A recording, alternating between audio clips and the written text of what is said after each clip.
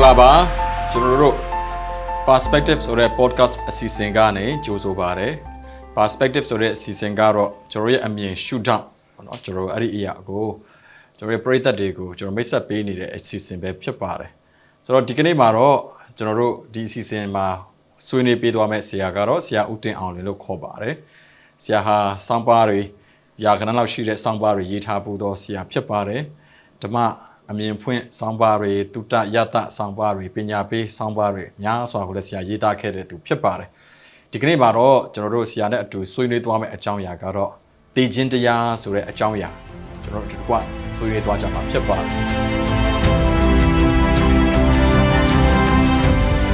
အတိအတိုင်းပဲကျွန်တော်တို့တည်ခြင်းတရားဆိုတာကကျွန်တော်တို့အတွက်ထူးဆန်းတဲ့ကိစ္စမဟုတ်ဘူးကျွန်တော်အားလုံးရင်းနှီးတဲ့ကိစ္စဖြစ်တယ်တရက်တစ်ချိန်ကျွန်တော်အားလုံးလည်းမကြုံချင်လဲကြုံရမယ့်ကိစ္စဖြစ်တယ်လူတစ်ယောက်ပြောတာကျွန်တော်ကြားဘူးတယ်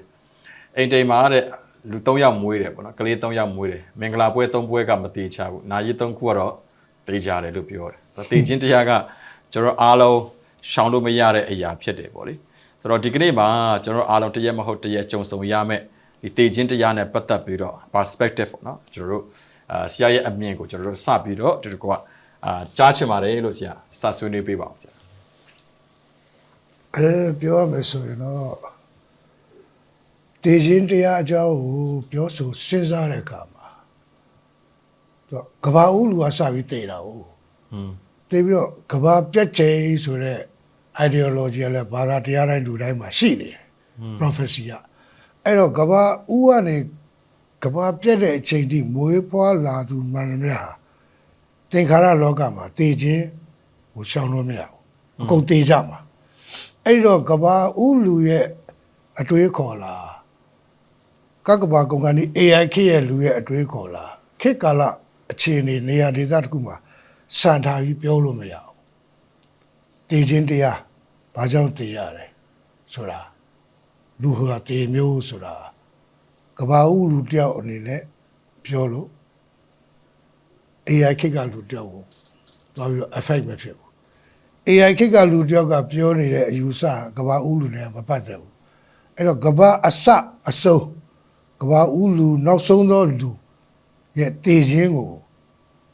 အဓိကထားပြီးကျွန်တော်စဉ်းစားပြီးမှတည်ခြင်းတရားအကြောင်းကိုပြောရင်ပုံမှန်လိမ့်မယ်တော့ထင်တယ်မျှတလိမ့်မယ်တော့ထင်တယ်။ဘာကြောင့်လဲဆိုတော့ဒီကိစ္စကလည်းလူရဲ့အတိညာရဲ့ဘောင်ကိုကြော်နေတဲ့ကိစ္စလေ။ဟုတ်တယ်မလား။အဲ့ဒါကြောင့်ဒီလောကီလွန်အ내အဓိပ္ပာယ်တစ်ခု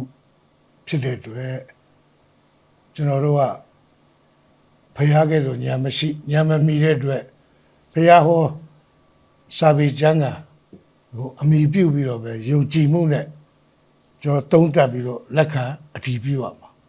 အဲ့တော့ကျွန်တော်ကခရစ်ယာန်ဘာသာဝင်တယောက်ဖြစ်တော့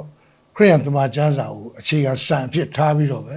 ကျွန်တော်စဉ်းစားမှာဖြစ်တယ်သုံးသပ်တင်ပြမှာရှိတယ်အဲ့တော့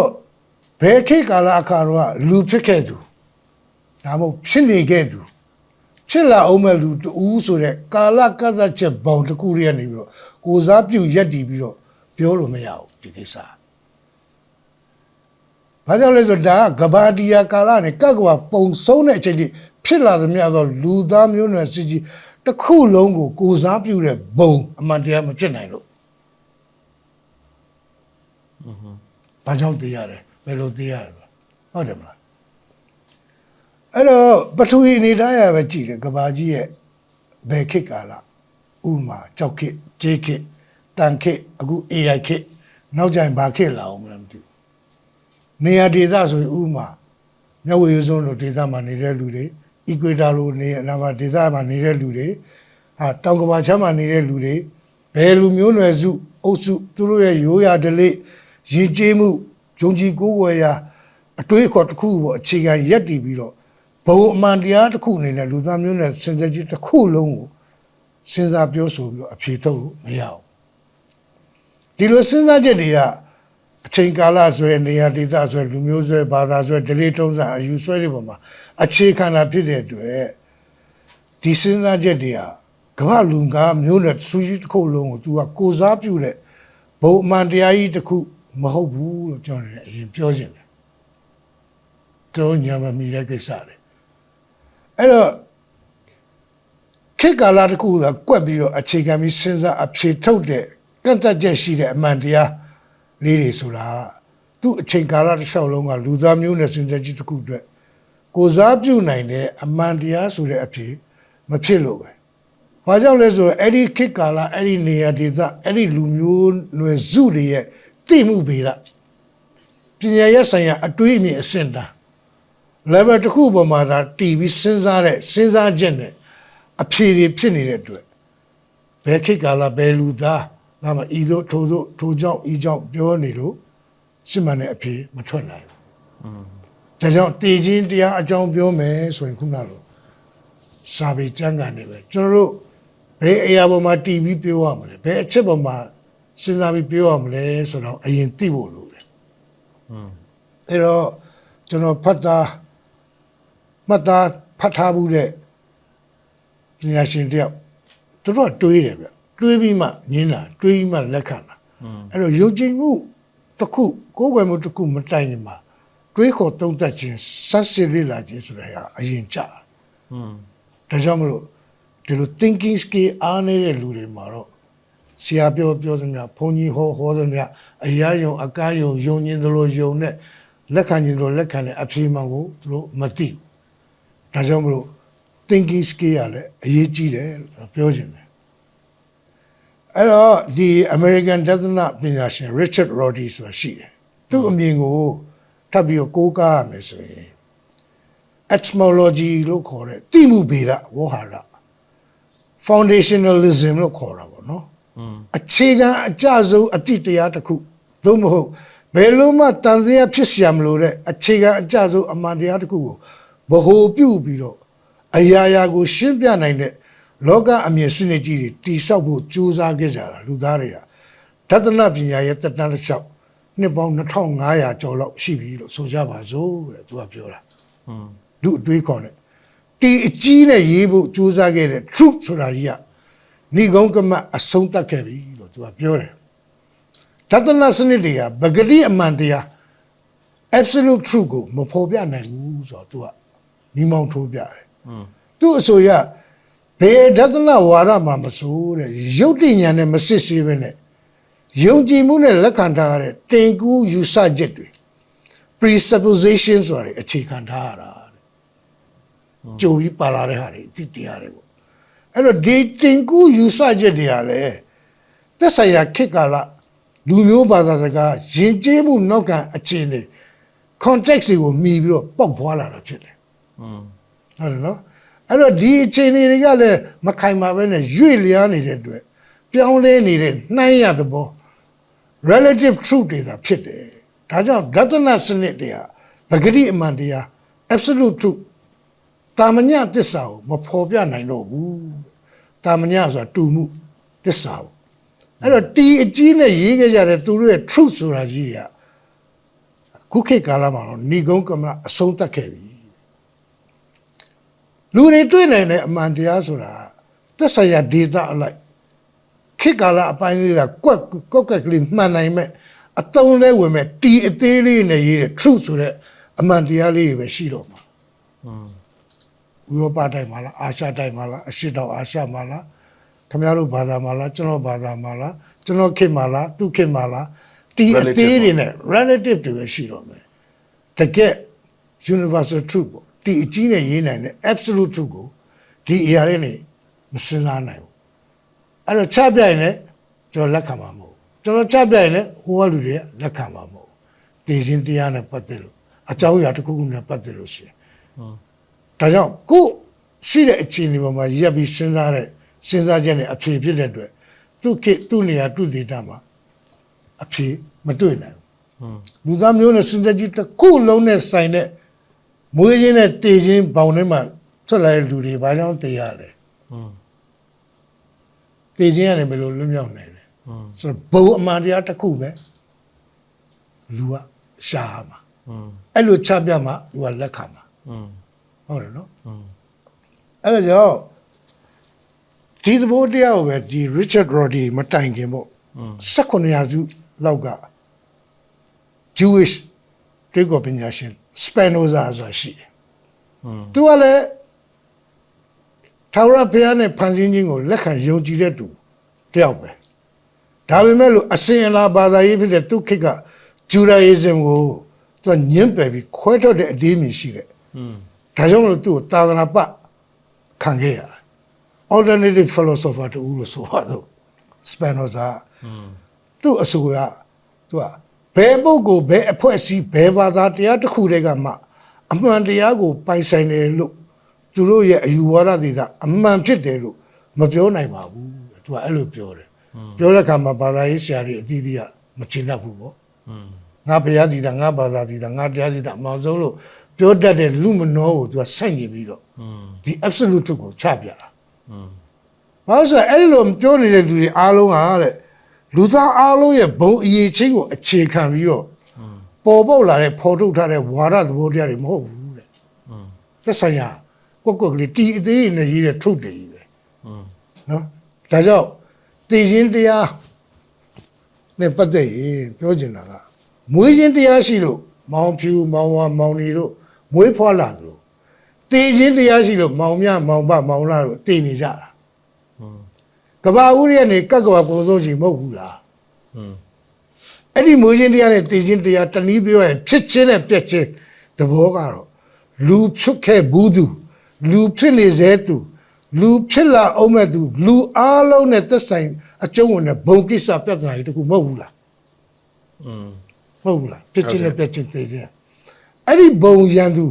မရဏသိခြင်းကလွတ်မြောက်ဖို့ကြိုးစားအပြေရှာရမှာတခုတည်းသောနိလန်ရှိတဲ့နဲ့ရှိရမယ်ဖြစ်တဲ့လည်းမဟုတ်ဘူးလားသူကဒီလိုမေးတယ်စပင်နိုဇာအဲ့တော့ဘုံရန်သူကိုရှာဖွေရမှာဒီသဘောတရားပဲစတယ်ဘယ်တော့ဆုံးမလဲဘယ်သူကထိုးရကိုကင်တွယ်ထိန်းချုပ်တယ်လဲပြီးဒီဖြစ်ချင်းနဲ့ပြက်ချင်းဆိုတဲ့တန်တရားဝဲဩဃကြီးကဘယ်တော့ရပ်ဆိုင်မလဲ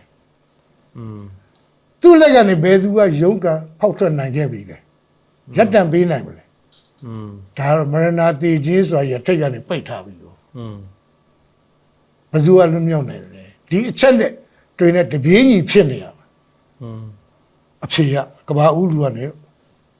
သိပ္ပံလုံးခေတ်တိအလုံးမှာတပြေးညီပြီအဲ့တော့ဒီကဘာဂျိုလေးတစ်လုံးလေးကိုတက်ရှိလူသားအဖြစ်ဝင်ရောက်လာတဲ့သူလူဟူသမျှတွေမှာ faith ဆိုတဲ့ယုံကြည်မှုတစ်ခုချင်းစီရှိတာတော့တူတယ်ဒါပေမဲ့ယုံကြည်ပုံယုံကြည်နည်းနဲ့လိုက်လျှောက်ကျင့်သုံးပုံကျင့်သုံးနည်းမှာじゃဘာကြောင့်အမျိုးမျိုးကွဲကြပြီးအဖြေတွေကဆန့်ကျင်ဘက်တွေဖြစ်နေတာလေဒါစဉ်းစားစရာကောင်းတဲ့ပထမအချက်သူတို့အားလုံးကအိဆာကာမတို့သုံးကမွေးခြင်းနဲ့တည်ခြင်းပုဂ္ဂလိကဘောတစ်ခုရရှိမှုအစနဲ့အဆုံးကိုလည်းသိတယ်လက်ခံတယ်အဲ့ဒီအတိကအရာခတ်သိန်းတို့ရဲ့အစကိုသူသိတာမဟုတ်ဘူးနော်သူအစကိုသူသိတာအဲ့တော့သူ့ရဲ့မွေးဖွားခြင်းဖြစ်တည်ခြင်းနဲ့အဆုံးမရဏတည်ခြင်းဆိုတာလေးကိုသာသိတာအဲ့ဒါအရာခတ်သိန်းရဲ့အစမဟုတ်ဘူးဆိုတဲ့ခါကျတော့စဉ်းစားရတော့ငါဘာကြောင့်တည်တာလဲဘယ်သူကတည်ခိုင်းတာလဲဒီတည်ခြင်းကိုငါတို့ဘယ်လိုကြော်မလဲအဲ့ဒါငါတယောက်တည်းလားငါတို့ဘာသာတစ်ခုတည်းလားငါတို့အယက်ဒေတာငါတို့ခေတ်ကေလာတစ်ခုတည်းလားကြောက်ခေတ်ကလူတွေရောဘယ်လိုလုပ်မလဲသိပ္ပံလုံးခေတ်မှာရောငါတို့မရှိတော့ရင်နောက်လူတွေလည်းဘယ်လိုဆိုင်လဲဆိုတာဘုံအမှန်တရားသိခြင်းတရားရှာရမှာထုတ်ဖော်ရမှာအဲ့တော့ဒီကိစ္စယူဒီနေ့ဒီအပြေရှာမှာလဲဂျာအေးသူမေရိုက်လို့ပါပဲသူတရားငါတန်ရတမန်ကျမ်းစာကနေလောကရဲ့ပြဿနာကိုရှင်းလင်းဖော်ပြထားပေးတာကိုရှိတယ်အဲ့ဒါကတော့ကျွန်တော်စံဖြစ်ထားတယ်ကျွန်တော်ရဲ့ရှုထောင့်အမြင်ကျွန်တော်ရဲ့ stand point ပေါ့နော်အဲ့ဒါကိုလွတ်လပ်စွာကိုယ်လဲပိုင်ခွင့်ရှိတယ်မယုံကြည်ပိုင်ခွင့်လည်းရှိတယ်ကျွန်တော်အတင်းအဓမ္မမပြောဘူးကျွန်တော်အတွက်ကျွန်တော်မြင်တဲ့ဒီဘုံသိခြင်းတရားနဲ့ပတ်သက်တဲ့အဖြေကဘယ်ကစသလဲဆိုတော့ကဘာဒီယာကာလကဘာဦးလူလက်ထက်မှာလေကဘာဦးချမ်းခန်းကြီးနှစ်အငယ်16မှာတွေ့ရတယ်ထိုပင်ဤအသီးကိုကမစားရစားသောနေ့တွင်ဧကမှန်သေးရမည်ဟုလူကိုပြညတ်ထားတော်မူ၏အဓိကအချက်ကအေရင်တဲကပန်းသီးလို့ဒီနေ့ကပလူသားအများသိနေတဲ့အရာကအသီးရဲ့အရာကတန်ဖိုးကြောင့်မဟုတ်ဖယားတားမြစ်ထားတဲ့အမိတ် မထီမဲ့မြင်ပြုတ်ပြီးအာနာဖီဆန်တော်လန်ပုံကန်တဲ့သဘောနဲ့သူကယူစားပလိုက်တာ လူသားအဲ့ဒီချင်းဆိုင်ဘုရားရဲ့အမျက်ကိုကျင့်ချင်းခံရတာအပြစ်ဒဏ်စီရင်နဲ့ကြက်ရောက်သွားပြီးတော့ man fall ဆိုတဲ့မဟာလူသားရဲ့ကြဆုံးကကဘာဦးလူကဘာဦးကာလအေလင်ဥယျာဉ်မှာကလေးကစခဲ့တာဖြစ်တယ်အဲ့ဒီကနေဒီနေ့အထိဘုရားရဲ့စကားကိုနားမထောင်တဲ့အတွက်မထီမဲ့မြင်ပြုတော့ဘုရားရဲ့ပြညတ်နဲ့ညှိပြီးတော့ကျင့်ချင်းအောက်ရောက်ပြီးတည်ကြရတာဖြစ်တယ်တည်ချင်းတရားရဲ့အစကျွန်တော်ကစမ်းစာအဖြစ်ဆိုတော်တော်သိတယ် အဲ့ဒါကျွန်တော်ဟိုစားပေါ့ဒီညမှာစကားဖြတ်ပြီးပြောမှာဆိုရင်တည်ခြင်းတရားရှိတယ်ဆိုတာကိုတော့ကျွန်တော်တို့ယဉ်ကျေးမှုတွေဘာသာတရားတွေကျွန်တော်တို့တွေရဲ့ရိုးရာပုံပြင်တွေကတော့တည်ခြင်းတရားရှိတယ်ဆိုတဲ့ဥစ္စာတွေကျွန်တော်ပြောတယ်တေရွာကိုသွားတယ်ဆိုတာပြောတယ်ကတိုးနဲ့သွားတယ်ဆိုတာပြောတယ်အမျိုးမျိုးပေါ့နော်တေရွာသွားတယ်ဒါပေမဲ့ကျွန်တော်လေ့လာမိတလောက်တည်ခြင်းတရားရဲ့အစလို့ပြောရင်တိတ်မတွေ့ရဘူးပေါ့နော်ဥပမာဆိုပါစို့ Greek တွေမှာဆိုရင် Pandora ရဲ့တက်တာပေါ့အဲ့ဒီတက်တာမဖွင့်ခင်တုန်းကတော့တည်ခြင်းတရားဆိုတာမရှိသလိုပဲ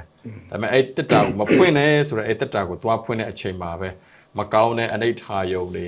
ဝန်နေချင်းတွေတောကတွေဒုက္ခတွေအကုန်လုံးဝင်လာပြီးတော့တည်ခြင်းတရားလည်းကျွဲကူးရပါလာတာပေါ့ဆိုတော့နောက်တချို့ African ပုံပြင်တွေမှာဆိုရင်တည်ခြင်းတရားနဲ့ပတ်သက်ရင်အဲ့လိုမျိုးဒဏ္ဍာရီဆန်ဆန်ပေါ့မြေခွေးကြီးတကောင်ကရောက်လာတဲ့အခါမှာတည်ခြင်းတရားရောက်လာတယ်လို့မျိုးပြောတာပေါ့နော်ဆိုတော့ဒါပေမဲ့ဟိုဒီကျန်တဲ့ဘာသာတရားတွေမှာကအဲ့တည်ခြင်းတရားရဲ့အစဟာဒီဖြစ်ရပေါ့နော်ဒီ point ကနေစပြီးတည်ခြင်းတရားတွေဖြစ်လာတယ်ဆိုတော့စာမျိုးကျွန်တော်တို့တိတ်မတွေ့ရဘူးလို့ကျွန်တော်အဲ့လိုပဲကျွန်တော်မှတ်ဘူးသလားပေါ့နော်လေ့လာဘူးသလားကျွန်တော်တွေ့ရတယ်ဒါပေမဲ့တမန်ကျမ်းစာတော့ခုနပြောတဲ့တည်ခြင်းတရားတွေဒီ point ကနေစလာတယ်ပေါ့နော်ဆရာပြောတဲ့ပန်ဒိုရာဆိုရင်သူ့နိုင်ငံသူ့ဒေသသူ့လူမျိုးတွေပဲ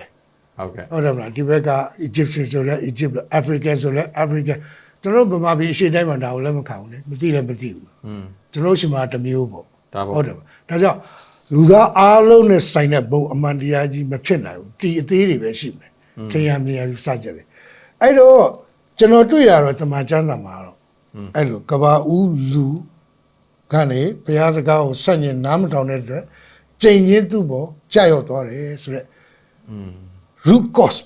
ရင်းမြစ်ရင်းကအကြောင်းတရားဒီဥစ္စာပဲဘာကြောင့်လဲဆိုတော့အဲ့ဒီကနေစပြီးတော့ဒီနေ့တိလူတွေသိနေတာကဘာပြက်တဲ့ချီလဲသိနေဦးမှာဆိုတော့ဘုံအမှန်တရားတစ်ခုအနေနဲ့ဒါကိုထုတ်လို့ရတယ်လို့ကျွန်တော်တို့ယုံကြည်တယ်ကျွန်တော်အနေနဲ့လက်ခံတယ်ကဘာဦးကျမ်းခန်းကြီး3အငယ်19မှာဘုရားအမိန့်တင်ထွက်ရမြေသို့မပြန်မီတိုင်အောင်တင်ဤမျက်နှာမှာချွေးထွက်လွယ်အစာကိုစားရမယ်ပြစ်ဒဏ်ပေးခြင်း penalty ကြာရောက်သွားတယ်နော်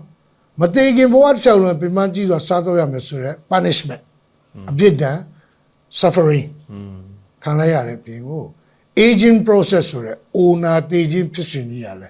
ယူရဲ့ရုပ်ခန္ဓာအသွင်ပြောင်းလဲပြီးသင်္ခါရကိုပြောင်းလဲသွားတာပထမကသူ့ရဲ့တရားတော်နဲ့အညီမှုတ်သွင်းထားတဲ့လူက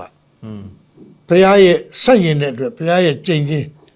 အမင်္ဂလာကိုယ့်အကိုဖော်ထုတ်လိုက်တဲ့အတွက်ဒီအသွေးသားအစာသင်္ခါရလောကသားဖြစ်သွားပြီးတော့ aging process အရာဘာယောဂမှမရှိဘူးဆရာသိရမယ်။ owner သိခြင်းဖြစ်စဉ်နဲ့သိရမယ်။တစုံတစ်ခုမဟုတ်လူဟာတေမျိုးလို့ဖြစ်သွားတာအဲ့ဒီကစတယ်။အဲ့ဒါနဲ့လွတ်တဲ့လူဒီနေ့တယောက်မှမရှိသေးဘူး။ဒါကြောင့်မလို့ဒီအကြောင်းကဘာလဲအကြောင်းမူကတင်စီမြေမှုန့်ဖြစ်၍မြေမှုန့်တို့ပြန်သွားရမည်ဟုမိန့်တော်မူ၏ပထမလူရဲ့ရုပ်ခန္ဓာကိုဘုရားမြေမှုန့်နဲ့ဖန်ဆင်းတယ်သူ့ရဲ့တရားဇီဝကိုမှုတ်သွင်းတယ်ဆိုရက်စကားနဲ့လည်းညီတယ်မင်းကမြေမှုန့်ဖြစ်တဲ့အတွက်အခုတော့မြေမှုန့်ကိုပြန်သွားရမယ်ဝိညာဉ်မပါဘူးနော်သူ့နတ်တဘာဝအာယုန်သိစိတ်မပါဘူး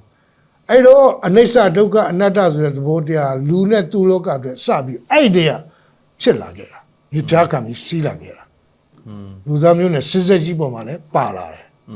ဆိုတော့ဒါကိုနားလည်လို့ရတယ်ဒီအဲ့ဒီဘုရားရဲ့စကားနှုတ်ထွက်စကားဘယ်လောက်ဩဇာအရှိန်ရှိပြီးတော့မှန်ကန်မှုရှိတယ်လဲဆိုတဲ့ချက်ကိုကျွန်တော်ကပြန်ပြီးတော့စဉ်းစားတယ်ဒါမှန်သလား relative truth လားဒီအသေးလားဒီအကြီးလားဒီ absolute truth လားဆိုတော့ကြည့်တဲ့အခါမှာလူသေးတာကိုတွေ့တိုင်းပတ်ဝန်းကျင်မှာငယ်ငယ်လေးကဒီနေ့ထိ ဘယ်တော့ဩဇာအရှိန်ရှိပြီးတော့မှန်ကန်တက်ရောက်မှုရှိသလဲဆိုသူ့ကိုယုံမယုံတိမတိလက်ခံမခံကာမဂုဏ်သားလူတော်အပေါင်းတို့ကဂရိတိတက်ရောက်နေတယ်ဘုံအတာမန်တရားဖြစ်နေတည်နေကြတာသူ့လက်ကပြေးမလို့တေမိတ်ကြတာ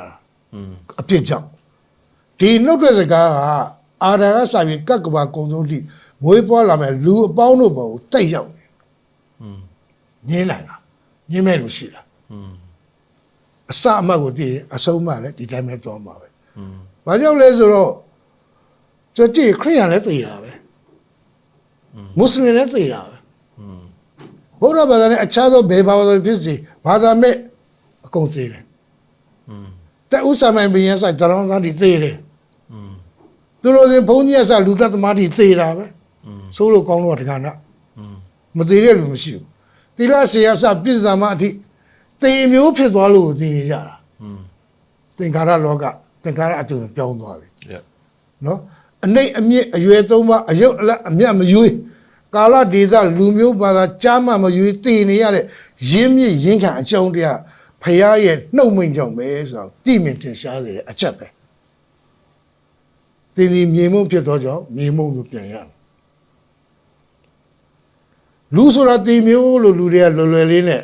လက်ခံလာခဲ့တဲ့အကြောင်းတရားအဲ့ဒီကစတယ်လို့ကျွန်တော်ပြောချင်တယ်တမန်ကျမ်းစာအရာဒီနေ့မှာတခုမေးစရာရှိတာဘုရားကသူဖန်ဆင်းတဲ့လူကိုသူကပဲဘာကြောင့်တည်ဖို့စီရင်ရတာလဲအဲ့ဒါလို့ဆိုအစတွေကဖန်ဆင်းမနေပါနဲ့တော့ဒါလိုမျိုးကိုထုတ်เสียရှိတယ်ဒါကြောင့်အခြေအနေအကြောင်းအရာအဖြစ်အပျက်တွေကိုတေချာဆိုနားမလည်ပဲနဲ့မစင်မစားပြောဆိုခဲ့ရင်ဘုရားကိုတော့စော်ကားပြီးတော့ပြဿနာရှာမိတဲ့အနေအထားကိုလူကရောက်တာပဲစိန်ခေါ်မိတာတည်ခြင်းတရားနဲ့တည်ခြင်းကဘုရားကလူအတွက်ဖန်ဆင်းထားတာမဟုတ်ဘူးဆိုတော့ပေါ်လွင်ထင်ရှားတယ်ဒီကျမ်းစာကိုဖတ်လို့ရှိရင်ဟုတ်လားအဲ့ဒီဖြစ်စဉ်ကြီးသူ့ဘောသိရောက်သွားအောင်သူ့ဟာသူဖော်ထုတ်လိုက်တာဖြစ်တယ်တာရကကဘာလဲဆိုတော့တေမဆိုးလို့မသေးစေခြင်းလို့မစားနဲ့တော့တေလိမ့်မယ်ဆိုပြီးတော့ကြိုတင်တမ်းမြေအတိပေးထားတာမဟုတ်ဘူးလားမသေးခင်မှာတရားပါတယ်ကဘာဦးကျမ်းခန်းကြီးနှစ်အငယ်16 19မှာထာဝရအရှင်ဘုရားသခင်ကလည်းကောင်းမကောင်းကိုတိကျွမ်းရအပင်မတပါထိုဥယျာဉ်၌ရှိသမျှတို့အပင်တို့အတီးကိုတည်ပြီးစားရသောအခွင့်ရှိ၏ဘာမေးပေးရတယ်အလောင်းလို့တာထိုအပင်၏အတီးကိုမစားရစားသောနေ့တွင်ဧကမန်တေရမည်ဟုလူကိုပညာထားတော်မူငါတတ်မယ်လို့ပြောတော့မင်းအဲ့ဒါသက်ဆိုင်သေးမယ်မသေးသေးချင်းမကင်နဲ့မစားနဲ့ကျန်တာတွေအကုန်စားလူကအဲ့ဒါကိုမှဆန့်ကျင်ပြီးတော့ဂယုမဆိုင်ပဲနဲ့သွားကင်ဖမ်းလိုက်တယ်သေခြင်းတော့သူ့ဘောတင်းရောက်သွားဘုရားတတ်တာမဟုတ်ဟုတ်နော်ကိုယ့်ဟောက်ကိုပေါ်ထုတ်လိုက်တာဒါကိုကျွန်တော်နားလည်ဖို့အရေးကြီးတယ်ဒီလိုမှနားမလဲဘုရားတစ်ချိန်လုံးပြဿနာရှာတော့တာဘာကြောင့်ဖန်ဆင်းနေလဲကဖန်ဆင်းအစရဒီအသီးကိုမထားပါနဲ့လားမင်းအတွက်မဟုတ်ဘူးငါတရားနဲ့အညီထာဝရအတူရှိဖို့ဖန်ဆင်းထားတာသင်္ခါရပြောင်းဖို့အစီအစဉ်မရှိဘူးလူကကိုယ့်ကိုပေါ်ထုတ်လိုက်တယ်သင်္ခါရလောကသားဖြစ်သွားပြီတေခြင်းသူ့ပေါ်ကြောက်သွားလူကပေါ်ထုတ်တာဘုရားကလောက်တာမဟုတ်တိတိကြီးနဲ့တားမြစ်ထားတဲ့အတီကိုယူစားလိုက်တော့အာရလင်များရဲ့သူတို့ကတစ်ဆင့်အမျိုးဆက်အစ်စ်ပေါ်လူသားမျိုးနဲ့စင်စိတ်တစ်ခုလုံးပေါ်မှာတေခြင်းတရားကတင့်ရောက်သွားတာဒါဘုံအမှန်တရားသူတို့ကဆင်းသက်လာတယ်တာမောင်းခွန်တော်6တောင်အားလုံးတည်နေတယ်ဘာဝရုံရုံဘယ်ဘာသာဖြစ်ဖြစ်ဘယ်နိုင်ငံဖြစ်ဖြစ်ဘယ်ဒေသဖြစ်ဖြစ်တည်နေတယ်ဘုရားရဲ့နှုတ်မိတ်အာနိသင်ဟာအဲ့ဒီတက်ရောက်တယ်ဒါ root cause လို့ကျွန်တော်နေနေတော့ဆုံးဖြတ်ပြီးလက်ခံတယ်နှုတ်ဝင်ကြတဲ့ reason ပေးတယ်African ကခုနပေးတဲ့ reason ကိုဟို Egyptian ကနားမလည်ဘူးEuropean လည်းလက်ခံမှာမဟုတ်ဒါပေမဲ့ဒီမှာကျမ်းစာရဲ့စီစဉ်ရလမ်းကြောင်းမှာသူကရုပ်တိပေရကြတာရုပ်ရှင်းစွာနာဖတ်မယ်ဆိုရင်လက်ခံနိုင်တော့တဲ့အခြေအနေရှိတယ်ကျွန်တော်တို့အဲ့ဒါကိုယုံတယ်လက်ခံတယ်ဒါကြောင့်လူသိမ်းမအော်တော့ရှောင်းလို့လည်းမရယောမဩဝါစာအခန်းကြီး9အငယ်7မှာဒီအကြောင်းကိုထောက်ပြပြောဆိုထားတာရှိတယ်နံပါတ်1ချက်ကဤအကြောင်းအရာဟူမူကားတဲ့ကျမ်းစာမှာပဲနော်အပြစ်တရားစီတယောက်သောသူအဖြစ်ဤလောကသို့ဝင်၍အာရနဲ့ဝင်လာအာရနဲ့မရနဲ့ အပြစ်တရားအပြင်တေခြင်းတရားဝင်နေနေအပြစ်ရှိလို့တေတာနော်အဲ့တော့အပြစ်တရားအရင်လာပြီးမှတေခြင်းတရားလာဆိုတော့လူအပေါင်းတို့ဒီတေခြင်းတို့ရောက်ရကြ၏အာဒံပြစ်မှားသည်နီးတူမပြစ်မှားသောသူတို့ကိုပဲအစိုးရ၏မျိုးဗီဇတဘာဝခုနဆရာပြောတဲ့တခြားသောယဉ်ကျေးမှုတခြားသောဒေသမှာရှိတဲ့လူတွေအားလုံးနဲ့သက်ဆိုင်သွားပြီးတော့ဘုံအမှန်တရားတက်ရောက်မှုကရောက်သွားတယ်ကာလအစနဲ့အဆုံးထိလည်းဒီဟာ root cause ပဲနော်နောက်ဖရားရဲ့ထားလာတာမဟုတ်လူကပေါ်ထုတ်တာဖရားသေစေခြင်းနဲ့ဆန္ဒမရှိလို့မစားနဲ့မကာနဲ့မကင်နဲ့မစားနဲ့တေးမယ်နော်ပြောတာပြီးဒါပေမဲ့သူ့ရဲ့တစ္ဆာစကားလည်းသူမပြောဘူးကင်နဲ့စားတယ်တေးရမယ်ဆိုတာဖြစ်သွားတာလူဆိုတာတေးမျိုးသင်္ခါရလောကသာဘယ်သူမှတေးမလက်ကပြေးမလွတ်ဘူးဆိုတဲ့စကားတွေကအဲ့ဒါအဲ့မတေးခင်စัจ jam မှာလေမျက်နှာမှာချွေးကြလဲအစာစားရမယ်ဟုတ်လားပင်ပန်းကြီးသွားလောက်ကင်စားတော့အောင်မယ်အိုနာတေးခြင်းဖြစ်စဉ်ကြီးနဲ့သွားပြီးတော့ဒီနေ့မှာတက်တန်းကြွရုပ်နဲ့နာခွဲခွာခြင်းဖြစ်စဉ်ဟာတေးခြင်းလို့ခေါ်တယ်ဒါပေမဲ့ရုပ်ခန္ဓာပဲတေးတာနော်အဲ့ another life မှာဒီဝိညာဉ်ရဲ့ခရီးဆက်ဖို့ရှိတယ်ဆိုတော့ဖရားတက်လို့သေးတာမဟုတ်ဘဲနဲ့လူကကိုတေချောင်းကြံတယ်လို့ဖြစ်သွားတာပေါ့ဟုတ်တယ်လေကိုယ့်ရဲ့နားမထောင်ခြင်းရကိုပေါ့အခုဒီမှာလက်စစ်တာဘိုးအထောင်600မကန်ရကန်နေကွာဘာဖြစ်သွားမလဲတော့မကန်ရဆိုမသေးစီခြင်းလို့ဘိုးအထောင်600ဒိန်ကြအယိုးကောင်းပုံကြီးနဲ့ပြတာနားမထောင်ကန်နေပြဖြစ်သွားတယ်အဲ့ဒါ EBC ကလူတတ်တာလားကိုယ့်ရဲ့နားမထောင်ခြင်းနဲ့ဂရုမစိုက်ခြင်းကိုယ့်ရဲ့မသိခြင်းကတတ်တာလားဒီသဘောပဲနော်အဲ့တော့မျိုးဗီဇအရာဒီလိုဖြစ်သွားတယ် root cause ကမွေကနေပြီးတော့မွေတွေမွေးလာသလိုပဲခွေးကပေါက်ရင်ခွေးမှန်မှထွက်လာတယ်တည်တတ်တဲ့ဗီဇတဘာဝဖန်ဆင်းရဲ့ဥကောင်းအာရာဗီဇဖောက်ပြန်ပြောင်းလဲသွားလို့ဒေရှင်တရားဟာသူ့အဖြစ်ဝင်လာတာဖြစ်တယ်အခုတည်းဒီအားလုံးပေါ်မှာ effect ဖြစ်တယ်နော်ကိုရိန္သုဩဝါဒပထမဆုံးအခန်းကြီး15အငယ်21ကနေ22မှာဖတ်ပြခြင်းတယ်တို့ဖြစ်၍လူအားဖြင့်သေခြင်းတရားစီတည်တဲ့ကဲ့သို့အာရအဖြစ်ပြောရပြီးသေရမယ်အကုန်လူအပေါင်းတို့သည်အာရအဖြစ်သေခြင်းသို့ရောက်တည်နည်းတူခရစ်တော်အားဖြင့်အသက်ရှင်သို့ရောက်ရကြလက်တံ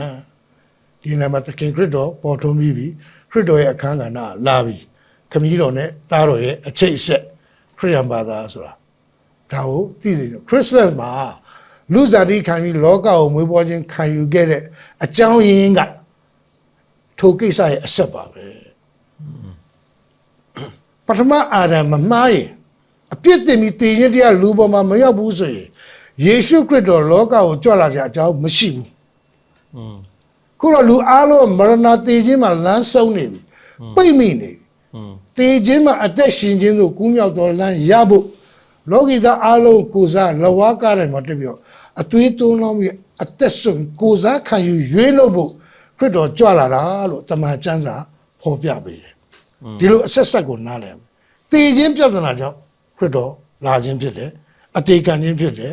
ရွေးလို့ကယ်တင်ခြင်းဖြစ်တယ်အဲ့ဒါဘုရားရဲ့မြတ်တာပဲဘုရားသခင်ကသစ္စာရှိတယ်ဖြောင့်မတ်တယ်ပြောရင်ပြောတဲ့အတိုင်းလုပ်တယ်လို့တစ်ဖက်ကကြည့်တယ်မြတ်တာတော်ရှင်ဖြစ်တယ်မြတ်တာအားဖြင့်သူကိုယ်တိုင်ကအဖို့ကပေးပြီးသူပြန်ကယ်တင်ဖို့အတွက်ယေရှုခရစ်တော်ကိုလောကကိုဆေလွတ်လိုက်တာတားတော်ကိုလွတ်တယ်လို့အဲ့ဒီမှာခရိယန်ဘာသာသာသနာပေါ်လာတာအဲ့ဒါထာဝရဘုရားကြီးဘာသာသာသနာရဲ့အဆက်ဒီနှစ်ခုကအရှိတ်ဆက်ဖြစ်တယ်တော့ကျွန်တော်နားလည်ဖို့လိုတယ်ဆိုတော့ဒီဘေကတမန်ကျမ်းစာကတေခြင်းရဲ့အစကိုလည်းပြောပြတယ်လို့တေခြင်းရဲ့အဆုံးသတ်တေခြင်းနဲ့ပတ်သက်တဲ့အဖြေပေါ့နော်မရဏတေခြင်းရဲ့ဏိဒံရောဏိဂုံရောတမန်ကျမ်းစာကပြတာပေါ့တေခြင်းရဲ့အစကဏိဒံကတော့လူရဲ့နာမထောင်ခြင်းကလည်းစပြီးတော့တေခြင်းရဲ့ဏိဂုံအဆုံးသတ်ကတော့ဖယားရဲ့လူစားတိခံတဲ့ဖယားကိုယ်တိုင်ကနားထောင်ပြီးတော့ဒီအကျွေးကိုပြန်ဆက်တာဆိုတော့အခမဲ့တော့ခရစ်ယာန်ဘာသာမှာပြောတယ်တပြားမှမပေးရဘူးဒါပေမဲ့အပေါ်စားမဟုတ်ဘူးပေးတဲ့လူကအသက်နဲ့အသွေးပါနာကျင်မှုကကားတိုင်းမှာပေးရတာကုန်ကြစရိတ်ရှိတယ် ဥမာခင်ဗျားအလူလုံးမယ်သိန်း100ဘူးကျွန်တော် free လာစားတာခင်ဗျားမှာတော့သိန်း100ကုန်တယ်တန်ဖိုးရှိတယ်အခမဲ့ရမေတ္တာကြောင့်ပေးတာဒီဟာကိုနားလေသဘောပေါက်ရင်ဒီကားရမမှာအသေးခံတဲ့ခရစ်တော်ကိုမုန်းဒီရွှေရှာဆန့်ကျင်ကြအကြောင်းဘာမှမရှိဘူးကျွန်တော်တို့ဖိတ်စာပေးထားတယ်လာခဲ့ပါရွာလုံးကျငါစားပါငါအသွေးနဲ့အသက်ကိုငါ cost လာကျွန်မသိန်း100ဘုတ်ဝယ်ထားတယ်တွေ့ပါလို့မယုံတဲ့လူမလာနဲ့မစားတဲ့လူမရအောင်အခမဲ့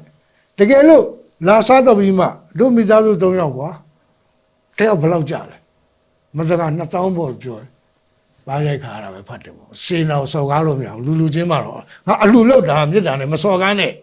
မပေးနဲ့အခမဲ့ဆိုစကားရဲ့အဓိပ္ပာယ်အဲ့ဒါဖျားထံကလာတာဖျားရဲ့မြတ်တာအားဖြင့်ဖျားပေးတဲ့ဆုလက်ဆောင်ဂျေဇုပြုခြင်းဒါကြောင့်ခရိယန်တွေပြောနေဂျေဇုတော်ဆိုတာအဲ့ဒီကနံပါတ်1အဲ့ဒီကစတာကျွန်တော်နားတော့အပြည့်ခုနလိုအစင်လာဘာသာရေးနဲ့ကြီးလိုက်လို့တယ်လီဖုန်းလေးဝယ်ခြင်းလို့တယ်လီဖုန်းလေးကောက်ရတယ်ဖက်နက်လေးပြောက်သွားတာဆူတောင်းလိုက်လို့ပြန်တွေ့တယ်လို့ဂျေဇုတော်ဆိုတာအဲ့ဒါချိုင်ပလေးတွေကလေးတွေးတယ်ဟုတ်တယ်နော်ဒါကြောင့်ဂျေဇုတော်ဟာဘယ်ကစလဲဘုရားရဲ့ပညာနားမထောင်ခြင်းကြောင့်အပြစ်တင်တယ်အပြစ်တရားကြောင့်သေရင်တရားဝင်တယ်သေရင်တရားကိုသားတော်အဖြစ်အစားတိုးခံယူပေးဆက်ပြီးတော့မှသေခြင်းနဲ့အသက်ရှင်ခြင်းကိုကုမြောက်ခြင်းလားပေးတာ Christianity ရဲ့ main frame မှာအဲ့ဒါပဲဒီဟာကိုကျွန်တော်နားလေအဲ့ဒီအာဒံဗီဇအများပြောကြကျွန်တော်လည်းငယ်ရတွေ့အာဒံသူကသူရှည်ပြီးစားတာငါဘာလို့အချောင်သေးရမှာလဲဘုရားမှာတရားဘူးဟုတ်တယ်ငါသိတယ်ဒါပေမဲ့မျိုးဗီဇအရာမင်းကခွေးပဲမွေပဲမွေးမှာဗီဇတဘာဝပြောင်းဖို့အတွက် regenerate လုပ်ဖို့အာဒံဗီဇတွေကနေသားတော်ယေရှုခရစ်တော်ရဲ့ဗီဇတွေကိုပြောင်းဝင်ဖို့အခွင့်အရေးချပေးလိုက်တာအဲ့တော့ခင်ဗျားတို့ကျွန်တော်တို့အခုယုံကြည်တဲ့သူနှုတ်ကပတ်တော်လာစကားကိုလက်ခံတဲ့သူသဘောပေါက်တဲ့လူကအာရံဗီဇချိန်ချင်းမှလမ်းမဆုံးတော့တည်ခြင်းမှအသက်ရှင်ခြင်းတို့ကူးမြောက်ရလမ်းအပြစ်ကနေအပြစ်လွတ်ခြင်းအခွင့်ရတဲ့ဂျေဇုပြုခြင်းရွေးနှုတ်ကယ်တင်ခြင်းဒီအရာကိုခုနပြောတဲ့တမလွန်တည်သည်အခြားတဲ့အရာကိုကျွန်တော်တို့ဝိညာဉ်မှာ clear ဖြစ်သွားပြီကျွန်တော်တို့ဖြူစင်တတ်ခြင်းဖြောင့်မတ်ကျင့်ကြံပြုမှုနိုင်လို့တန်လို့ရတာမဟုတ်ဘူးနော်ဖခင်ရဲ့အသွေးအဖြစ်ဂျေဇုပြုခြင်းအဖြစ်ကျွန်တော်တို့ရဒါကိုနားလည်ဂျေဇုတော်ဆိုတာအဲ့ဒါ Thanksgiving ဆိုတာတော့ကျွန်တော်တို့အစင်နာဘာသာရေးမှာတော့ထီပေါက်လို့ကလေးစင်နာအောင်လို့ယာရုတိုးလို့ဒီလောက်နဲ့လဲနေတာဒီပလီကိုခရိယန်ကိုယ်တိုင်တော်တော်များများအစားနားမလဲဒါကိုလည်းနားလေစီခြင်းလေကျွန်တော်တကယ်ပိုလေးနဲ့ပိုကြီးမားတဲ့ဂျေဇုတော်ကဟုတ်တယ်ဂျေဇုပြုတယ်ဆိုတော့ခုနဖခင်ပေးဆက်ပေးခဲ့တဲ့ဥစ္စာပေါ့နော်ဟုတ်တယ်သူတန်းပေးခဲ့တဲ့ဥစ္စာပေါ့ဒါပေါ့ဒီကျိုးခွင်းနေရမှာသူသာမခံရင်ကျွန်တော်တို့တက်ရမှာကျွန်တော်အပြစ်ရှိပြီတေမျိုးဖြစ်နေပြီဒါပေမဲ့လဝါကားတိုင်းတော့ change over switch ပဲငါခံလိုက်ပြီမင်းတို့အတွက်ငါပေးလိုက်ပြီပေးဆိုပြီးတော့ voucher မှာတစိမ့်ထူတယ်အမှုပြီးပြီမင်းအတွက်ငါမင်းအကျွေးရင်ငါရှင်းလိုက်အဲ့ဒါယုံသားမယုံပါဘူးဆိုရင်တော့ go to hell ပေါ့ဒါပဲရှိရရိုးရှင်းစွာပြောတာလေမင်းအကျွေးတွေမင်းမဆက်နိုင်ဘူးမင်းကိုထောင်ချတော့မယ်မင်းကိုကြိုးမဲ့ပြီအေးငါပေးလိုက်ပြီတေးအောင်အဲ့ဒါကိုတိမှတ်တဲ့စိတ်နဲ့ငါ့ကို say grace ကျေးဇူးတင်တယ်ဗျာခရစ်တော်ရဲ့ကြွလာခြင်းဟာအဲ့ဒါလဝါကားတိုင်းဆိုပေးဆက်ခြင်းမေတ္တာရဲ့လက္ခဏာတည်ခြင်းမှာအသက်ရှင်လို့ကုမြောက်ခြင်းကိုယ်စားခံယူပေးခြင်းအဲ့ဒါခရစ်ယာန်ဘာသာအတွက်သက်သက်မဟုတ်ကမ္ဘာလောကသားတစ်ခုလုံးအတွက်လို့ကျမ်းစာကပဲပြောထားတယ်ဖိတ်စာအားလုံးကိုပေးထားတယ်ကိုပိတ်ခြင်းကိုလက်ခံရင်လာစာအခမဲ့ဘာမှပေးကြမလို့အဲ့ဒါကိုပြောချင်တယ်ဘာကြောင့်လဲဆိုတော့တခေတ်ကတော့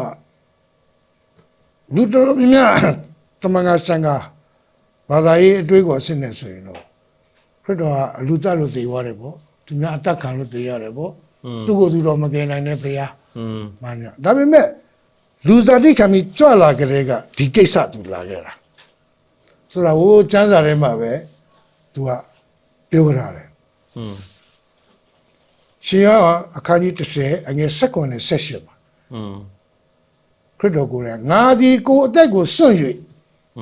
နောက်တစ်ဖန်ယူဦးမည်ဖြစ်သောကြောင့်ငါခမည်းတော်သည်ငါ့ကိုချစ်တော်မူ၏ခမည်းတော်သားတော်ဆိုတဲ့အဆက်အဆက်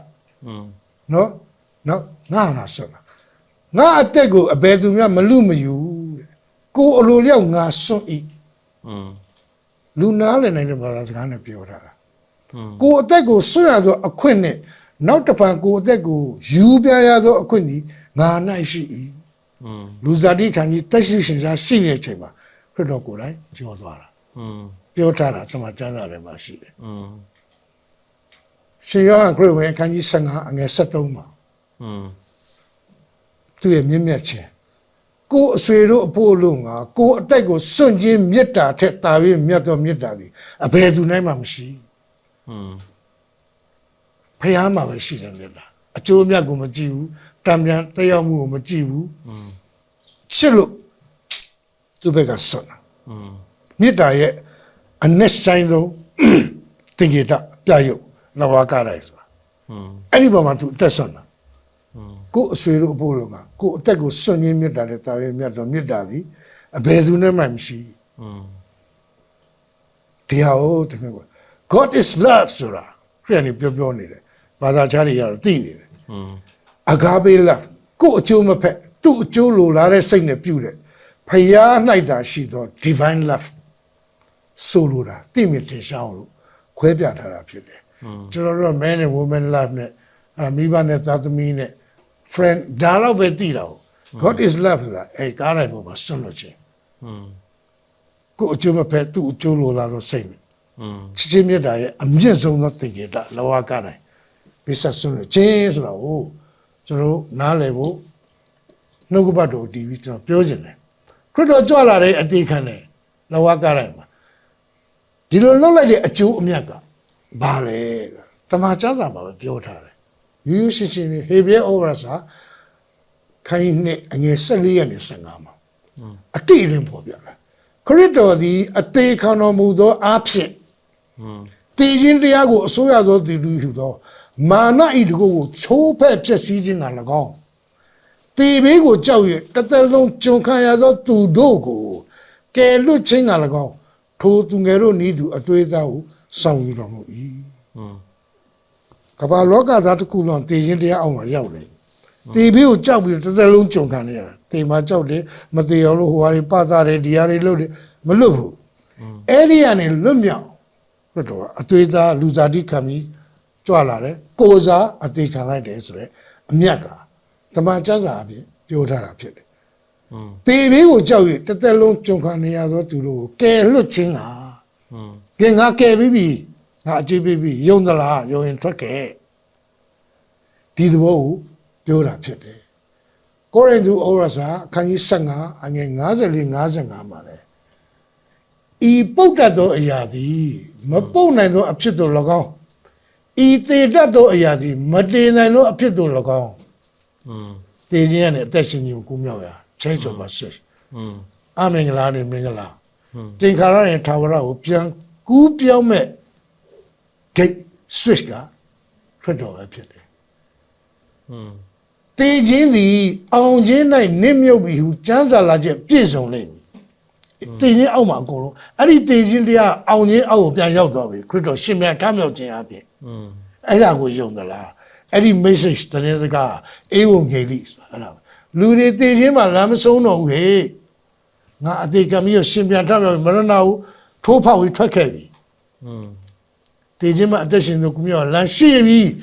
I am the way the truth and the life ဒီဟာကိုကြော်ညာနေတာအဲ့ဒါကိုအေဝံဂေလိဝမ်းမြောက်ဖို့တရင်ကောင်းလို့ခေါ်တယ်တကယ်ယေရှုရဲ့ mission ပေါ့လောကကိုကြွလာခြင်းအသေးခံခြင်းရှင်ပြန်ထမြောက်ခြင်းရှင်ပြန်ထမြောက်ခြင်းမရှိရင်ဒီစကားအာမခံခြင်းမရှိရှင်ပြန်ထမြောက်ပြီးမှသူကပြောတာပြောတယ်အဲ့တော့ရှင်ပြန်ထမြောက်လာတဲ့သခင်ခရစ်တော်ကကြွေးကြော်တယ်။အိုတင်မင်းတင်ဤလက်နဲ့ဒီအဘယ်မှာရှိသနည်း ငါနိုင်သွားပြီအိုမရနိုင်ငံတင်းအောင်ချင်းဒီအဘယ်မှာရှိသနည်းလို့သူကြွေးကြော်ခဲ့တာတေချင်းအောက်မှာကျွန်တော်ရောက်နေတေချင်းကသူ့အောက်ပြန်ရောက်သွားပြီအာရန်ဘီဇအောက်ကနေငါရဲ့အောင်ရင်ချင်းတဲ့ဝင်ကြပြောင်းလဲဝင်ရောက်ကြယုံကြည်ခြင်းနဲ့အဲ့ယုံကြည်ခြင်းဆိုတာအဲ့ဒီ message ကိုကြားနာပြီးတော့မှ belief ဒီว่าစိတ်လုံးနဲ့ယုံကြည်နှုတ်နဲ့ဝန်ခံအဲ့ဒီမှာ trust and worship ကိုရောက်တာဖြစ်တယ်အလွယ်တကူမဟုတ်အဲ့ဒါအားလုံးကိုပေးတာတဲ့အခွင့်အရေး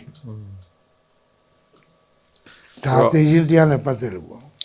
တော့ဆရာပြောချင်တဲ့ဥစ္စာကတော့ကျွန်တော်တို့တေခြင်းတရားဆိုတဲ့ဥစ္စာနဲ့ပတ်သက်ပြီးတော့ဆရာရဲ့ perspective ပေါ့နော်ဒီ perspective ဆိုတဲ့ခေါင်းစဉ်အောက်မှာကျွန်တော်တို့ရဲ့လူမျိုးရေးနဲ့ပတ်သက်တဲ့ perspective တစ်မျိုးရှိမယ်ကျွန်တော်တို့ဘာသာရေးနဲ့ပတ်သက်တဲ့ perspective တစ်မျိုးရှိမယ်အဲ့ဒီ perspective တွေမှာတေခြင်းတရားနဲ့ပတ်သက်တေခြင်းတရားဆိုတဲ့ခေါင်းစဉ်အောက်မှာအစကဘာလဲဆိုတဲ့ဥစ္စာကိုလည်းပြေဝဖော်ပြနိုင်ချင်မှဖော်ပြနိုင်လိမ့်မယ်အဲ့တေခြင်းတရားရဲ့ထွက်ပေါက်အဖြစ်အဆုံးသက်ကပါလဲဏိဒန်းကပါလဲဏိကုံးကပါလဲဆိုတဲ့ဥစ္စာကိုကျန်တဲ့ယဉ်ကျေးမှုတွေကျန်တဲ့ယုံကြည်ရာကိုးကွယ်ရာတွေကျွန်တော်တို့ရဲ့ daily ထုံးစံတွေကအပြေဝကျွန်တော်တို့အဖြေပေးချင်မှဖြေပေးတယ်ဒါပေမဲ့တမန်ကျမ်းစာကတော့အဖြေပေးတယ်တေခြင်းတရားရဲ့အစဒီပါလဲအဆုံးကပါလဲတေခြင်းတရားကိုကျွန်တော်တို့အားလုံးမလွန်ဆန်နိုင်ဘူးဒါပေမဲ့အဲ့ဒီအရာအားလုံးကိုလွန်ဆန်နိုင်ခဲ့တဲ့သူကဘယ်သူရှိသလဲ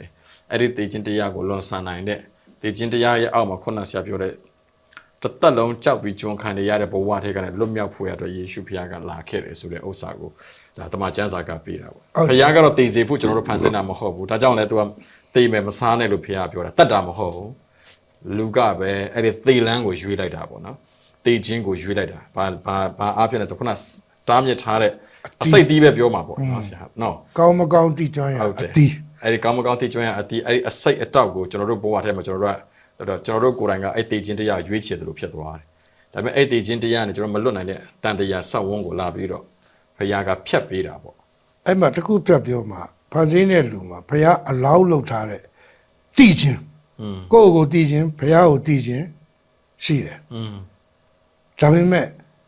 ဒီအသီးကိုမစားနဲ့ဆိုတာကောင်းမကောင်းကိုသိကျွမ်းအစတော့ကျွန်တော်အသီးအဖြူရောင်ပဲ negative ဘာမှမရှိဘူးမကောင်းမသိနေဆိုဘာမှမသိတဲ့ innocent မွေးကားသားကလေးတယောက်လိုပဲသူကိုယ်သူမသိဘူးမကောင်းမသိတာဘာမှသူတို့မသိဘူးဒါပေမဲ့လူအဲ့အသီးကိုစားလိုက်တဲ့အချိန်မှာကျွန်တော်အခုတရားကြောင့်နောက်နေလို့အသီးစားရတဲ့ညံနေအရမ်းများလာအလိုလိုရင်းတက်တာညံနေညံနဲ့ညံပြူညံဝညံပြလိန်နာကောက်တာလှဲ့တာမွေးရပါဗီဇဟုတ်နော်ခင်ဗျလိန်နေတင်လန်းရှိလားညံနေတင်လန်းရှိလားကောက်ကျစင်းနေတဲ့ကျူရှင်ရှိလားအလိုလိုရင်းတက်တာအဲ့ဒီအသီးကောင်းမကောင်းတိကြောင်းရအပင်အသီးကိုမစားနဲ့သွားစားရတယ်အသီးစားရတော့ညံနေနဲ့ကျွန်တော်တို့အခုလည်းသွားနေတာသုံးတာမသုံးတာထားလိုက်နော်စိတ်နဲ့ပြန်ကြောင်းလဲပြီးရဲ့လူကသိပါဥမာဒီကြောက်ဆက်ရေကန်ရမှာကြည်လင်းနဲ့ပေး7အဆင့်ရှိတဲ့ရေကန်လေးကိုရောင်စုံမြင်မှုတွေဖောက်ပြီးထည့်လိုက်အဲ့ရကိုနောက်ကြည့်ရှုပ်တယ်ကျွန်တော်တို့ရဲ့ sense ကျွန်တော်တို့ရဲ့အတိ brain ထဲမှာအစုံကိုယ့်အကိုတာဝန်မယူနိုင်တဲ့ညံပြူညံနဲ့ညံနီညံဝါကောက်ကျစ်စင်းလဲရက်ဆက်ရုပ်မှကြမ်းကြုတ်ချက်အကုန်လုံးကဝင်သွားပြီအာနိသင်ရတယ်အတိရဲ့အာနိသင်နဲ့ဝင်သွားတာဒါကြောင့်တေခြင်းတရားဖြစ်လာတေခြင်းတရားအပြစ်ကြောင့်တေခြင်းတရားဒါလို့ရှိတယ်ဒါလို့နားလည်ဖို့လဲကျွန်တော်တို့လိုတယ်နှုတ်မလို့မကျေနပ်ဘူးပေါ့ဗျာသခင်ခမရဒီပန်းသီးလေးတစ်လုံးစားတာနဲ့လူတတ်လားလို့ဘာလို့သူတို့ဒီဆယ်ပြားတော်ဦးနှောင်းနဲ့လာလာကြီးပြောတာရှိတယ်မဟုတ်ဘူး cause and effect ကိုမင်းတို့သိချာမသိဘူးပန်းသီးမဟုတ်ဘူးလားကောင်းမကောင်းသိကြရသည်ဘုရားအလောင်းမလုပ်ထားဘူးအလောင်းလုပ်ထားတဲ့အတိမှာ good ပဲရှိတယ် evil မပါဘူးအခုတော့ good and evil ကိုသိသွားတယ်ငယ်ငယ်ဆေးမချတတ်တဲ့လူကဆေးကိုစူးစမ်းပြီးရှောင်နေကြလို့လားဆေးအာနိသင်သိသွားတဲ့ခါဆေးကိုရှင်းလို့ရှာဆေးကိုရှောင်နေရသူ့မှာပြဿနာဖဲမကစားရတဲ့ကလေးကဖဲဆိုတာဘာမှသူ့အာရုံမဖြစ်ဖဲရိုက်တော့အဲ့ဖဲကိုဆွဲတဲ့ခါကျဖဲကမကောင်းလို့သာသူ့မှာရှောင်နေရစူးစမ်းနေရဖဲရိုက်တတ်သွားပြီဆေးဆွဲသွားပြီဆိုတဲ့လူတယောက်ကသူ့ဟာသူဖော်ထုတ်တာမိဘတွေအားလုံးကမသိနဲ့တက်ကောင်းတဲ့အတက်တွေမတက်ကောင်းတဲ့တက်တွေမသိနဲ့နော်မလုံနဲ့နော်ဟေးအာရန်ကြီးကိုအပြစ်သာတင်တယ်ကျွန်တော်တို့လည်းလုပ်ခဲ့တာတူတူပဲသဘောတရား principle ကတူတူပဲဒီသဘောတရားဒီလိုပဲ နောက်ကျမ်းစာထဲမှာပြောလို့ဟုတ်လားအမျိုးမတူ level မတူကိုယ်ဝယ်မှုမတူတဲ့လူအိမ်တော်မပြုတ်နဲ့အကောင်းဆုံးပဲလူချင်းဟိုကဖန်ဆင်းထားတယ်အစင်လန်းခွဲတာမဟုတ်သို့တော့ယုံကြည်ကိုယ်ဝယ်မှုမတူတဲ့အခါမှာသူ့ရဲ့ process အရန်ကြီးတယ်နားထောင်လို့လားမကောင်းမှန်းသိရလေကြိုက်လို့လောက်တာခွင့်လို့ပါငါတွေးမှတောင်းမှလိုက်မယ်ဟာလား mixed marriage တွေ unequal ရုပ်တွေပုံနေတာပဲကို့အမျိုးထဲမှာလည်းအများကြီးပဲအဲ့ဒါနဲ့အေးဝအောင်မင်းတို့အပြစ်မတင်နဲ့တခုလည်းပဲပြောတာမင်းနားထောင်လားမထောင်ဘူးအဲ့လိုအခုလည်းဖြစ်ပြီး I consequences အရန်ကြီးတယ်ကိုတစ်ချက်ပဲဒီကိုက်ပဲစားလိုက်တာဒါပေမဲ့တက်တာလို့ပြစားဒါတွေကိုနားလေအရေးကြီးတယ် okay တော့ပြောချင် ဒါပေမဲ့အဲ့ဒီအရာရဲ့အစိတ်ဖြည့်စေးရတော့ရှင်းပေးတာတော့ယေရှုဖခင်ကအဲ့တေခြင်းရဲ့အထွက်ပေါက်တေခြင်းရဲ့အဖြေနဲ့ပတ်သက်ပြီးတော့တေခြင်းရဲ့အဆုံးပေါ့နော်တေခြင်းကိုအောင်နိုင်တဲ့အခွင့်ကယေရှုဖခင်အပြင်ပြန်ဖြစ်လာတယ်ပေါ့ မွေးတကောင်ကသူ့ဟာသူအစိတ်မရှိအောင်သူလုံးလို့မရဘူးအစိတ်ထုတ်လို့မရလူကယူပြီးတော့ညှစ်ထုတ်ပြီးတော့ဖယ်ထုတ်ပေးလို့ရတယ်အဲ့လိုပဲလူဟာသူ့မှာရှိနေတဲ့အဲ့ဒီအသီးစားရတဲ့ညာကောက်ကျစ်စင်းတဲ့ဗီဇအာရန်တေခြင်းဗီဇအားလုံးကိုကိုယ့်အကိုရုံထွက်လို့မရဘူးသခင်ယေရှုရဲ့ရှင်ပြန်တတ်မြောက်ခြင်းပေးဆက်ခြင်းအသက်ရှင်ခြင်းအသွေးသွင်းခြင်းရွေးနှုတ်ကယ်တင်ခြင်းအပြင်လှုပ်ပေးတဲ့အတွက်ခရစ်တော်ရဲ့ဗီဇတွေကိုပြန်ဝင်သွားတာအာရန်ဗီဇတေခြင်းနဲ့ခရစ်တော်ဗီဇတေခြင်းကနေရှင်ပြန်တတ်မြောက်ခြင်းဝင်သွားတဲ့အတွက်ဂျေဇုတော်ဆိုတာအကြီးဆုံးပဲ grace okay praise the lord ဆိုခရိယန်ဘာသာမှာပြောနေတာအဲ့ဒါပဲကျန်တာတွေမဟုတ်ဘူး okay ဒီပေါက်တာဆောင်းမွဲအောင်တာမိမရတာလူချင်းနဲ့မိန်းကလေးရတာအဲ့ဒါမျိုးမဟုတ်ဘူးဒီလောက်ထိလေးလေးနက်နက်သိဖို့လေဒီလို cause and effect ကိုနားလည်မှာ okay ပါဆရာ ဘာလို့ကျမ်းစာမှာတကယ်ယေရှုကပြောထားပြီးသားယောဟန်7အငယ်25မှာယေရှုကငါသည်ထမြောက်ခြင်းအကြောင်းအသက်ရှင်ခြင်းအကြောင်းဖြစ်၏ငါကိုယုံကြည်သောသူသည်သေလွန်တော်လဲရှင်နေပြီဒီတေမိတ်ကြတာပြီလားနော်ဒါမဲ့ကိစ္စမျိုးယုံနဲ့နံကိုယ်ပေါ်တော့တမလို့မှာရှင်သာထမြောက်မယ်ဝိညာဉ်ဟာဒါကိုပြောထားပြီလားဒါဘလိုက်ကြီးရောက်ခိုင်းတာမဟုတ်နော်ခုနသူ့ရဲ့စင်မြင့်ဘာကြောင့်မင်းတေရတယ်တေရင်နဲ့ဘာကြောင့်ရှင်မြန်ထမြောက်အခွင့်ကိုဘာကြောင့်လဲယေရှုအကြောင်းဒီဟူသောအေဝံဂေလိကိုကြည့်ပြီးမှ I believe ကျွန်တော်ယုံကြည်တယ်ပြီးတော့မှ I trust faith ရဲ့ပေါင်းစုကအဲ့ဒါပဲဖြစ်တယ်ဆိုအဲ့လိုနားလည်မှလေးလေးနဲ့ရှိတာ okay okay ကျွန်တော်ဒီကနေ့ဆွေးနွေးသွားတဲ့ဥစ္စာကတော့တေခြင်းတရားဆိုတဲ့ခေါင်းစဉ်အောက်ကနေကျွန်တော် perspective ပေါ့နော်ကျွန်တော်စဉ်းစားသင့်တဲ့အရာတစ်ခုအကြောင်းအရာကျွန်တော်ဆွေးနွေးသွားတာဖြစ်ပါတယ်အဲ့တော့ဆရာအဆုံးသတ်နေတဲ့ဆရာဒီခေါင်းစဉ်အောက်မှာဆရာနောက်ဆုံးဗာများပြောဆရာများရှိအောင်မလို့ဒီဆရာ ကျွန်တော်ကတော့ဒီနှုတ်ကပတ်တော်ဓမ္မကျမ်းစာနဲ့ပဲအမခံချက်ပေးခြင်းတယ်အတိဖွင့်ပေးခြင်းတယ်အဲ့ဒီတော့ယောဟန်7အငယ်25အရာဒါရုပ်ခန္ဓာခန္ဓာပိုင်းကိုပြောတာမဟုတ်ဝိညာဏခန္ဓာတမလွန်မှာအပယ်မလားဘူးဆိုတာဖြစ်တယ်တေကာရခန္ဓာကတော့မြေမှုကိုမြေမှုဖြစ်တဲ့အတွက်ပြန်ရမယ်မှုတ်သွင်းတော်မူတဲ့ဘုရားရဲ့ဗီဇတဘာဝတရားဟာရှင်သန်ပြီးတော့ထာဝရတည်နိုင်ခွင့်ကိုပြန်ရတာဖြစ်တယ်အဲ့ဒါကိုဒေသနာကျမ်းအခန်းကြီး7အငယ်9မှာအတည်ပြုရထိုကာလ၌မြေမှုန့်သည်နေရင်းမြေသို့၎င်းဝိညာဉ်သည်အရင်ပေးတော်မူသောဘုရားသခင်ထံသို့၎င်းပြန်သွားရလိမ့်မည်ထိုကာလဆိုတာခမည်းတော်တန်ရှိလောက်တည်တဲ့နေ့ကျွန်တော်တန်ရှိတော့ကျွန်တော်တည်တဲ့နေ့မြေမှုန့်ဟာမြေမှုန့်ပြန်မယ်သူမြေမှုန့်ဒါပေမဲ့ဝိညာဉ်ဟာအရင်ပေးတော်မူသောမှုတ်သွင်းတဲ့ဘုရားသခင်နဲ့ပြန်ပြီးတော့ရှင်သာရမယ်ဆိုရယ်ဂတိကဝတ်စိတ်ချသေးရမှုကိုသူပေးထားတာဖြစ်တယ်အာမခံချက်ကယောဟန်24:35ကောင်းကင်နဲ့မြေကြီးမတည်တော့လဲငါစကားတည်လိုက်မယ်ယုံပါတဲ့ဘာကြောင့်လဲဆိုတော့တင်းဒီမြေမှုဖြစ်သောကြောင့်မြေတို့ပြန်ရမယ်စားသောနေ့တွင်သိရမယ်အဲ့ဒါဟာတည်နေတယ်လေအဲ့တလုံးနဲ့မဟုတ်ဘူးအခုကငါစီထမြောက်ခြင်းကြောင့်အသက်ရှင်ခြင်းကြောင့်ဖြစ်ငါကိုယုံကြည်သောဆိုတေလွန်တော့လဲရှင်းနေပြီဆိုကောင်းကင်နဲ့မြေကြီးမတည်သလိုငါစကားတည်မယ်ဆိုတော့ဘုရားစကားဒီနှစ်ခုကအဖွင့်နဲ့ပိတ်ပဲအဲ့ဒီကြားထဲမှာကျွန်တော်တို့ရဲ့ယုံကြည်မှုအတိလက်ခံမှုကလူမျိုးချင်းပရမတ်ကေရမဘုရားရဲ့စကားတည်ခဲ့ကြောင်းကျွန်တော်တို့ ဒီတေးချင်းကိုကြုံရတာကတက်တည်ပဲနောက်ထပ်ကျွန်တော်တို့ဖျားစကားတီးမဲ့အကြောင်းကတော့ခုနကျွန်တော်တို့ပြန်ပြီးရွေးချယ်မှုပေါ့နော် ပေါ့ရွေးချယ်မှု ရှင်းမယ်ဆိုတဲ့ဥစ္စာရွေးချယ်မှုအခုကတော့တေးမယ်ဆိုတဲ့ဥစ္စာကတော့ကျွန်တော်တို့သိသွားပြီ ရှင်းမယ်ဆိုတော့လေသူ့နှုတ်မိတ်ပဲ ဟုတ်ကဲ့ အဲ့ရနှစ်ခုကိုတိမှ ဒါ ကျွန်တော် reasonable ဖြစ်ဖြစ်စိတ်ထဲမှာငြိမ့်သက်ခြင်းရတယ်အာမခံချက်ရတယ်ဘယ်သူမှလာချင်းချောက်လို့မရအဲ့ဒီ fear ပျောက်သွားတာဒါကြောင့်မလို့ အဲ့ဒါကတေးချင်းနဲ့ပတ်သက်တဲ့အဖြေပဲပေါ့နော် အဖြေပေါ့ ဟုတ်ကဲ့ ဘာကြောင့်လဲယောမအခန်းကြီး9အငယ်10မှာကိုရိန္သုဩဝါဒ15အငယ်3-4မှာအရင်ပြောထားပြီးသားတဘာဝကြပါခရစ်တော်သည်ကျမ်းစာလာသည့်အတိုင်းငါတို့အပြစ်ကြောင့်အသေးခံတော်မူ၏တကြိုပြီးမှကျမ်းစာလာသည့်အတိုင်း3ရက်မြောက်သောနေ့၌ရှင်ပြန်ထမြောက်တော်မူ၏ဒါလူနာလေအောင်ပြောထားတာပြီးတော့ယောမ9အငယ်10ကထပ်ပြောတယ်ငါတို့သည်အပြစ်ရှိခြင်းပဲခရစ်တော်သည်ငါတို့အတွက်ကြောင့်အသေးခံတော်မူသည်ဖြစ်၍ဘုရားသခင်သည်ငါတို့ကိုအဘယ်အမြတ်လောက်ချစ်တော်မူသူကိုငါတို့အားထင်ရှားစွာပြတော်မူ၏ God is love ဆိုအဲ့ဒါကိုပြောချင်တာ agape love ယောမအခန်းကြီး8အငယ်10ခရစ်တော်သည်သင်တို့အထဲ၌ရှိတော်မူလျင်ယုံကြည်ခြင်းအပြင်ကျွန်တော်တို့ထဲမှာကျိန်းဖို့ကိုယ်ကာယသည်အပြစ်ကြောင့်အသေးဖြစ်တော်လဲသင်္ခါရသံပြောတာဝရသံကာယမပြောင်းဘူးနော်ဝိညာဉ်မူကဖြောင့်မတ်ခြင်းကြောင့်အသက်ရှင်လျက်ရှိ၏ blessed hope ကျွန်တော်ရဲ့မျှော်လင့်ခြင်းယောမ14အငယ်9အကြောင်းမူကားခရစ်တော်သည်သေသောသူတို့ကို၎င်းရှင်သောသူတို့ကို၎င်းအစိုးရသောအရှင်ဖြစ်လိုသောငါအသေးခံ၍ခံပြီးမှအသက်ရှင်ပြန်တော်မူ၏မယုံရင်ပုံမြင်လို့လားမအကန်းနေမမြင်နဲ့အလင်းရောင်ကတော့အလင်းရောင်ပါပဲဆိုတဲ့ဆွေမျိုးစကားတိုင်းပါပဲဒီအကြောင်းအရာနဲ့ပတ်သက်လို့ပြဿနာရှာမယ်စိတ်ဆိုးဒေါသထက်စွာရှိမယ်ဆိုရင်ကျွန်တော်ရဲ့ပုဂ္ဂလအာဘော်မဟုတ်ဘူးတမန်ကျမ်းစာရဲ့အာဘော်သာဖြစ်တယ်ပြဿနာရှာမယ်ဆိုဘုရားသခင်နဲ့တမန်ကျမ်းစာအုပ်ကိုသာပြဿနာရှာကြပါလို့ကျွန်တော်အနေနဲ့ကြိုပြီးစကားပလင်ခံပြစီအားလုံးကျေးဇူးတင်ပါတယ်ဟုတ်ကဲ့